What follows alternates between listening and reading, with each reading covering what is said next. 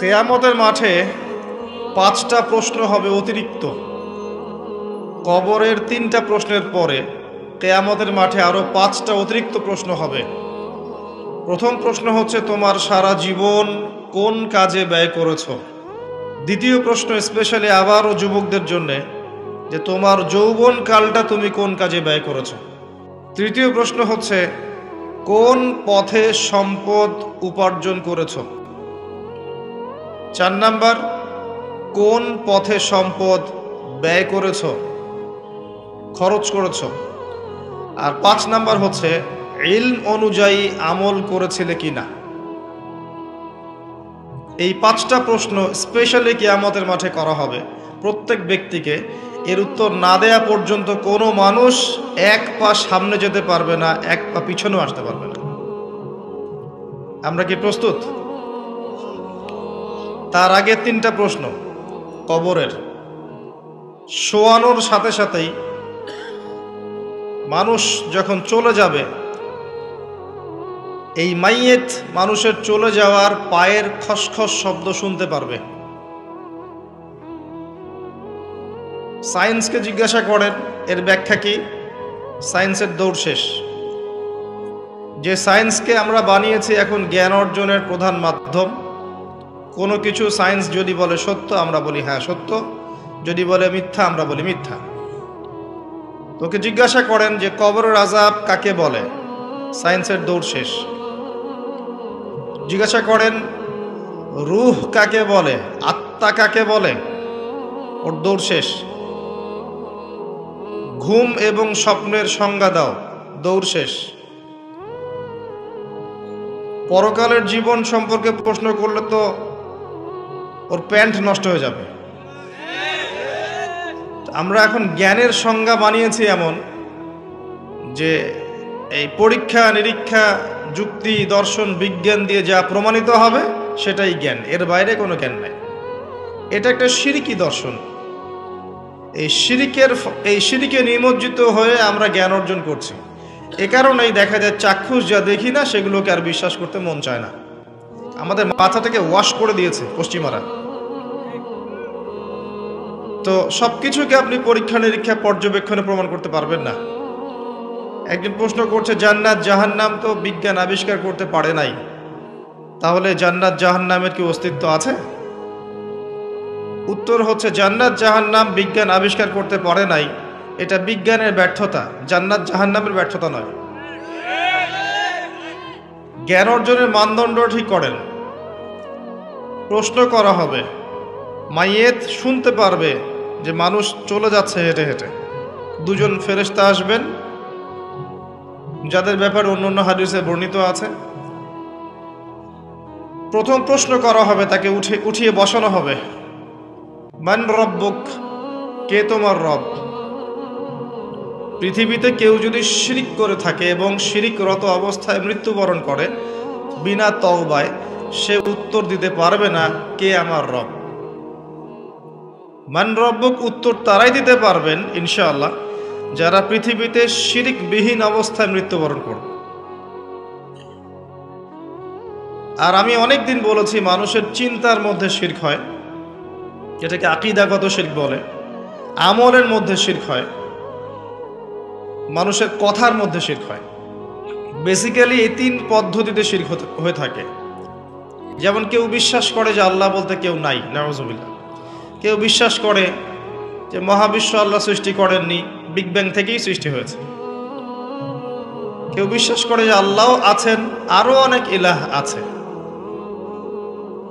কেউ বিশ্বাস করে আল্লাহ ছাড়া কেউ রোগ ভালো করতে পারে, কেউ সন্তান দিতে পারে, আল্লাহ ছাড়া কেউ আমাকে পরকালে পার করিয়ে দিবে। এরকম চিন্তা চেতনা কারো যদি থেকে থাকে, এটা হচ্ছে বিশ্বাসগত শিরক। আমি কি বোঝাতে পারছি? কিছু আছে কর্মগত শিরক। যেমন কেউ আল্লাহ ছাড়া অন্য কাউকে সেজদা করলো, আল্লাহ ছাড়া অন্য কারো নামে কসম করলো, আল্লাহ ছাড়া অন্য কারো কাছে সন্তান চাইল, আল্লাহ ছাড়া অন্য কারো কাছে দোয়া করলো, আল্লাহ ছাড়া অন্য কারো নামে নজর মানত করলো, আল্লাহ ছাড়া অন্য কারো নামে শপথ করলো এবং কুরবানি করলো। কুরবানি। আল্লাহ রাব্বুল আলামিন এটা হালালকে হারাম করে দিল, আল্লাহর হারামকে হালাল করে নিল। তাকদীর, আল্লাহর তাকদীর, ভাগ্যকে অস্বীকার করলো। এমনকি আল্লাহর দ্বীনের জ্ঞান অর্জন করলো দুনিয়া পাওয়ার আশায়। নামাজ পড়লো মানুষকে দেখানোর জন্যে, যাকাত দিচ্ছে, সাদাকা করছে মানুষের বাহবা পাওয়ার জন্যে। মানুষ অনেক বড় আলেম, মুফাসসির বলবে, মুহাদ্দিস বলবে, শায়েখ বলবে, এই জন্যে দ্বীনের প্রচার করছে, দুনিয়ার স্বার্থে দ্বীনের জ্ঞান অর্জন করেছে। এগুলো সবই শিরকের অন্তর্ভুক্ত, কর্মগত শিরক। আবার কিছু আছে কথার মধ্যে শিরক, যেমন কেমন আছেন, আপনার দোয়ায় ভালো আছে। কেমন আছেন, আপনার দোয়ায় ভালো আছে। আপনার মায়ের কি অবস্থা, মায়ের অবস্থা ভালো, ডাক্তারটা সময় মতো না আসলে মাকে বাঁচানো যেত না। যাত্রা কেমন ছিল, জার্নি খুব ভালো ছিল, ড্রাইভার অনেক ভালো ছিল, ড্রাইভারের দক্ষতায় অ্যাক্সিডেন্ট থেকে নিশ্চিত অ্যাক্সিডেন্ট থেকে বেঁচে গেছে।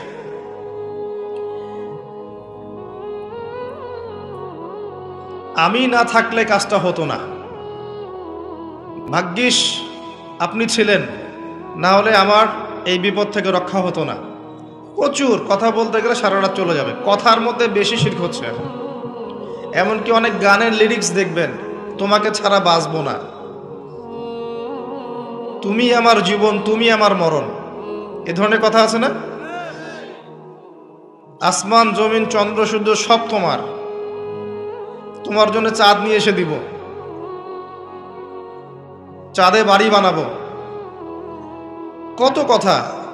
এই শিরক এবং তাওহীদ আগে শেখেন, শেখার পরে আপনি উপন্যাস পড়বেন, কবিতা পড়বেন, গানের লিরিক্সগুলো পড়বেন, দেখবেন যে শিরক দিয়ে ভর্তি।